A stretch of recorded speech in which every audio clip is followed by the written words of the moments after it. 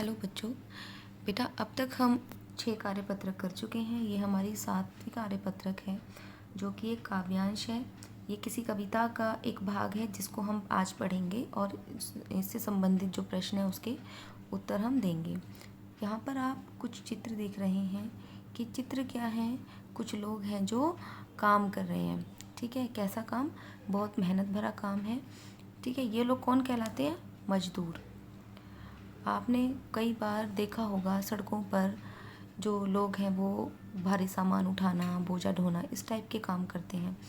ये लोग बहुत मेहनत का काम करते हैं और ये हमारे जो देश है उसका आधार होते हैं। आपने देखा होगा बड़ी बड़ी बिल्डिंग्स बनती हैं या सड़कें बनती हैं तो धूप में कौन काम करते हैं? कि मज़दूर ही काम करते हैं, है ना। तो चलो आइए हम देखते हैं जो हमारी कविता है उसमें हमें क्या पढ़ना है। तो बच्चों बहुत ही प्यारी सुंदर सी कविता है और बहुत अच्छा मैसेज है इस कविता में। आइए पढ़ते हैं। मैं मजदूर, मुझे देवों की बस्ती से क्या। इसमें कुछ आप यहाँ देख रहे हो शब्दों के अर्थ पूछे हैं।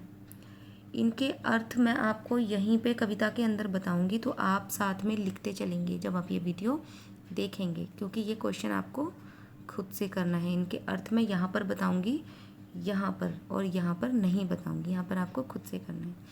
तो आइए हम देखते हैं। मैं मजदूर, मुझे देवों की बस्ती से क्या। अगणित बार धरा पर मैंने स्वर्ग बनाए। अगणित बार यानी कि अनगिनत बार, असंख्य बार, जिसकी गणना या जिसकी गिनती मुमकिन नहीं है, उतनी बार मैंने क्या धरा पर स्वर्ग बनाए, है ना। हमारे घर जिन्हें हम स्वर्ग कहते हैं वो कौन बनाते हैं? मजदूर बनाते हैं, है ना।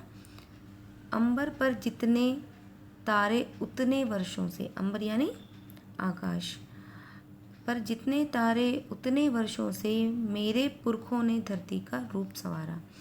यानी कि धरती का रूप संवारने के लिए इसी तरह से मजदूर सालों साल, और जब से ये धरती पर निर्माण कार्य शुरू हुए हैं तब से आज तक मजदूर इस धरती का रूप संवारते आ रहे हैं। और अभी आने वाली सदियों में मेरे वंशज धरती का उद्धार करेंगे। यानी कि इसी तरह से जो आगे आने वाली पीढ़ियां हैं, वंशज यानी कि पीढ़ियां, जो आगे आने वाली पीढ़ियां हैं वो भी क्या करेंगी? मजदूरों की पीढ़ियां ही धरती का उद्धार करेंगी। अगर आप खुद चाहें कि आप अपना घर खुद बना लें या सड़कों पर जो इंजीनियर हैं वो खुद से सड़क बना लें तो वो पॉसिबल नहीं है। ये काम केवल मजदूर ही कर सकते हैं और इतनी मेहनत वे करते हैं तो हमें उनका बहुत सम्मान करना चाहिए। इस प्यासी धरती के हित में ही लाया था, इस प्यासी धरती के हित में ही लाया था हिमगिरी चीर सुखद गंगा की निर्मल धारा। यानी कि प्यासी धरती का मतलब है यहाँ पर कि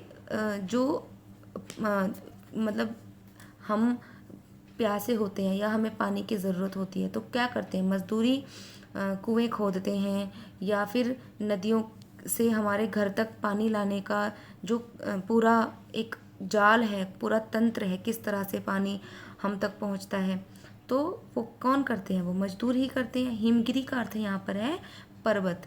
ठीक है, बर्फ़ का पर्वत, बर्फीले पर्वत जो होते हैं, एक तो पहाड़ वैसे होते हैं पत्थर वाले, ये हिमगिरी यानी कि जो बर्फ़ के पत्थर होते हैं, बर्फ़ के पहाड़ होते हैं, सॉरी, उनको बोलते हैं हिमगिरी। तो जो आपने देखा होगा जो नदियाँ निकलती हैं वो किस तरह के पर्वतों से निकलती हैं?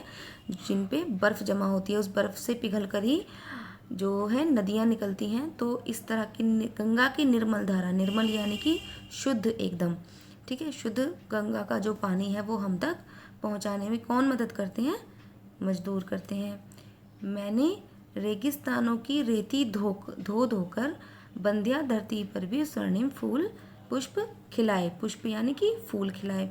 बंध्या यानी कि बंजर धरती पर फूल खिलाने का काम कौन कर सकता है? इसका अर्थ ये है कि बहुत ज़्यादा जो मेहनत के काम है, जो बिल्कुल इम्पॉसिबल काम होते हैं, उनको भी पॉसिबल कौन बना देते हैं?